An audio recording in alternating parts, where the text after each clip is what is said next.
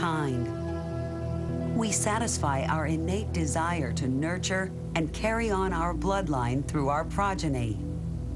Our children, in turn, rely on us for love and survival.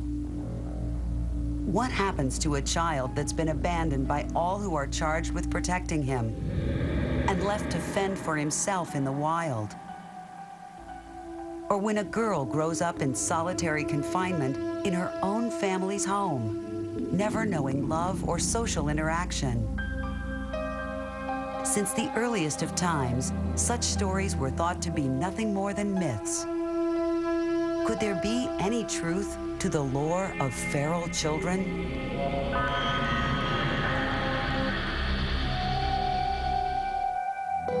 The word feral means wild or undomesticated. It brings to mind the myth of Romulus, the founder of Rome, and his twin brother Remus, who were raised by a wolf. Or that of Tarzan, who lived among animals in the wild. For centuries, feral children have posed questions that go to the very heart of what it is to be human. One of the central questions in all of science that has to do with humans is, are we a product of our genes or are we a product of our experience? The old nature-nurture issue. Feral children tap into this because they are the natural experiment that we're not allowed to carry out.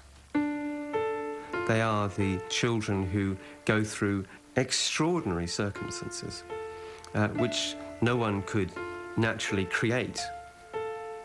But the fascination, I think, actually originates in these sort of primal ideas about the difference between humans and animals. Part of being a human is being brought up by humans. If you're not brought up by humans, are you completely human? And I think in some of these cases, that's the issue that we're dealing with.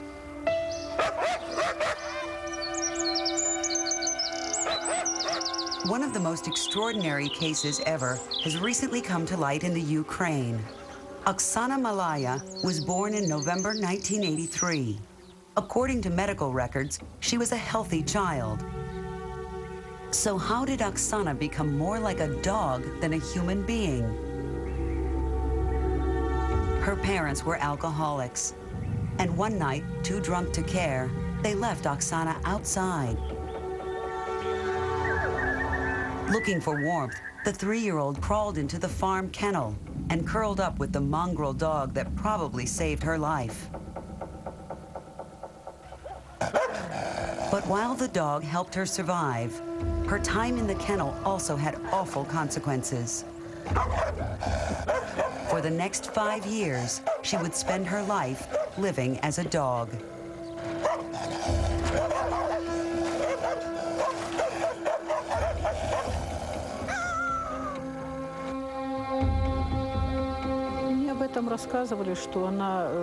She was more like a little dog than a human child. First of all, she couldn't speak, or she could hardly speak. And actually the purpose of speaking, well, she didn't think it was necessary to speak at all.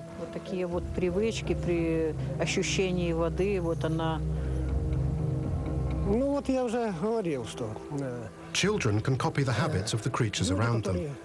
If those creatures are human beings, they become like human beings. But as you know, she was surrounded by dogs, so she became more like a dog than a human being.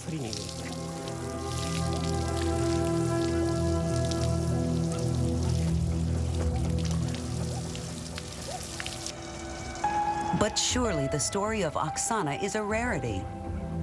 The product of alcoholic parents in a poor and depressed part of the world? Incredibly, it would seem not. Throughout history, children have been abandoned by their parents. Most die quickly, but some, the survivors, have resorted to extraordinary means to stay alive. How they have survived and who they become are questions that have long fascinated scientists.